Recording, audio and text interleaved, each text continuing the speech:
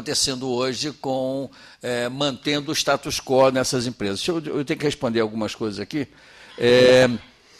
Sobre a lei, então eu falei um pouco da 866 e a minha proposta, dá uma olhada no que aconteceu na regulamentação da 866 para têxtil, para o uso do poder de compra da indústria têxtil, e vamos fazer uma proposta concreta de isso seja estimulador de inovação.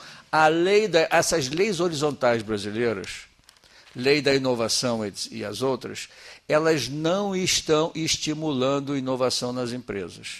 Elas simplesmente diminuem o custo do que as empresas já fazem hoje. Elas não estão necessariamente gerando novas coisas. Então, esses mecanismos muito horizontais, no final, só ajuda a manutenção do status quo, não é um fator de estimulante. As leis que geram uma outra inovação, por exemplo, a lei da informática, que gera P&D no Brasil, não está dando o resultado que a gente queria, porque a gente não está conseguindo ligar o P&D feito por essas empresas com o desenvolvimento brasileiro. A gente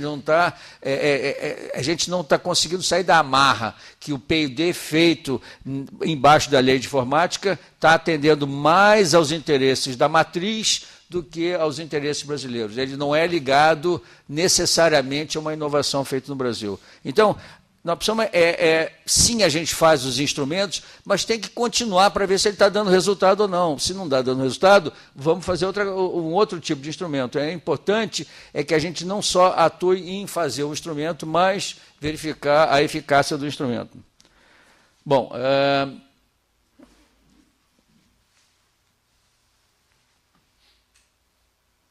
o Glauco levantou uma questão de que essa metodologia aqui não permite,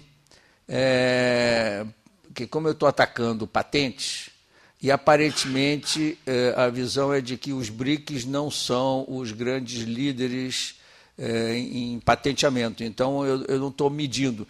Eu não estou querendo medir as patentes de cada um, eu estou querendo medir o resultado brasileiro em relação aos outros, tá certo?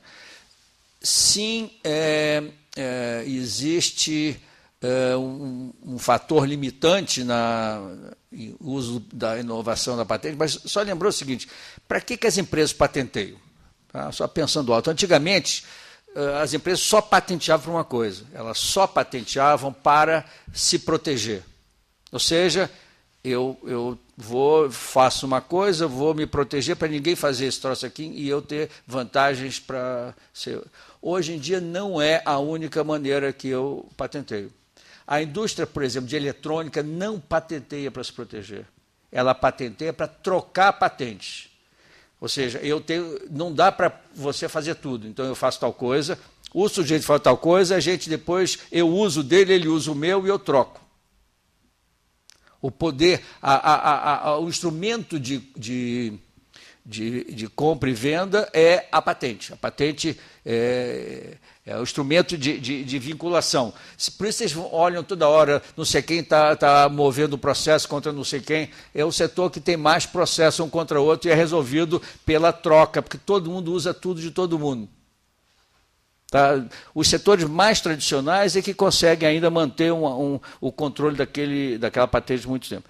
E as pequenas empresas não patenteiam por nenhuma dessas coisas. As pequenas empresas patenteiam para aumentar o seu valor de mercado. Para quando ela for conversar com capital de risco, ela chega para o cara e diz assim, olha, eu faço tal coisa e eu tenho esta proteção. O cara vê, então o valor da empresa é maior do que o valor de antes, porque ela tem uma proteção naquele setor. Então, o conceito de proteção via patente está mudando, mas as empresas que querem concorrer no mercado precisam se expor no mercado através do sistema de patente. Então, elas fazem isso naturalmente. Então, você medir a patente relativa ao outro país, você consegue acompanhar o que os outros estão fazendo, onde ele está, mais ou menos, colocando as suas fichas. E você vê claramente as pequenas empresas indianas patenteando, você vê as empresas israelenses patenteando, você entende em qual é a direção que esses setores estão avançando porque são setores que eles vão concorrer no mercado. Com essa coisa toda de Open Innovation, você hoje não é... A inovação hoje é entendida mais do que o desenvolvimento tecnológico e mais do que a patente, mas a capacidade de você usar para o negócio. Então, os modelos são modelos de negócio, você concorre por modelos de negócio. Então, sim, o Brasil, talvez, por não ser um que patenteia muito, precisa aproveitar a patente dos outros. Mas não é isso que está acontecendo também. Tá? Então, hoje em dia, era importante que a gente abrisse uma discussão sobre a importância de ter empresas competidoras. Outra coisa, nós não vamos ficar protegidos aqui a vida toda. Cada vez eu escuto mais, o mercado da América Latina está todo, os chineses, acho que tem notícia hoje no jornal, os chineses aumentaram de 3 vezes, o Brasil aumentou 20%, os chineses aumentaram 3 vezes as vendas para a América Latina. Nós não temos condição de tentar nos proteger a vida toda. Então, não adianta só fazer política voltada para o mercado interno, porque o mercado interno, todos estão concorrendo no mercado interno. Os indianos, os chineses, não adianta que a única coisa que eu vou fazer é ficar me protegendo dos indianos e dos chineses. Eu tenho que concorrer com eles, ter capacidade de concorrer com eles. E, finalmente, a pergunta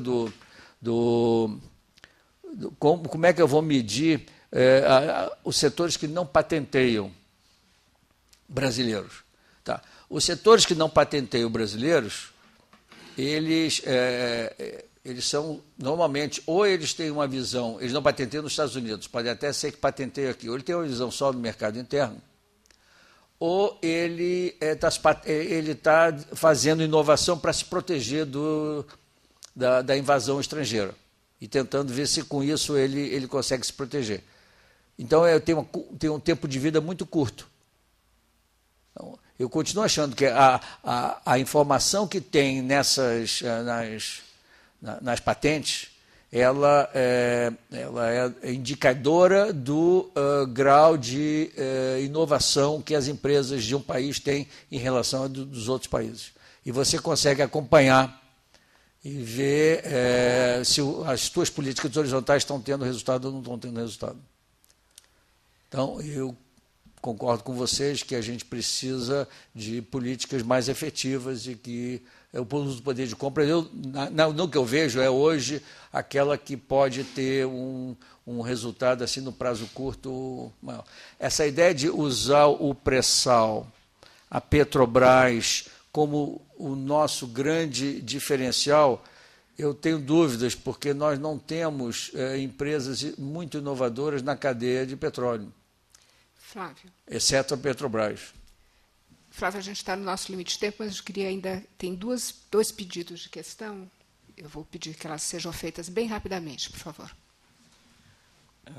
Eu me chamo Flávio também. Eu queria saber sobre as pequenas empresas que você falou que se internacionalizaram em Singapura e Israel.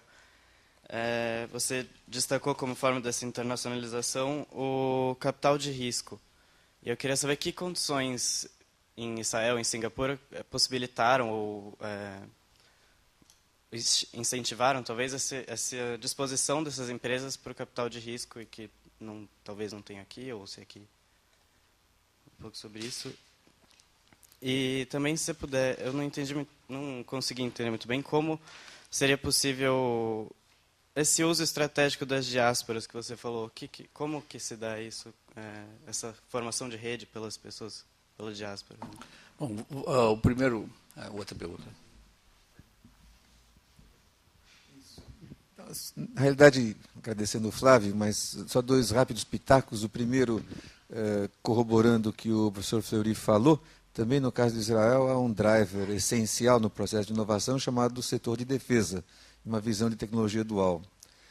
O segundo é uma tentativa, não sei se foi exatamente essa pergunta do professor Carvalheiro, com relação a fundos para ICTs, que foi a pergunta. Na realidade, se é isso que está perguntando, o que a Lei de Inovação prevê no artigo 5º é a possibilidade de você criar sociedade de propósito específico para estimular a inovação. Houve um grupo de trabalho pilotado pelo pela Secretaria de Ações de Longo Prazo, acho que é o nome, ou algo parecido com isso, com vários componentes,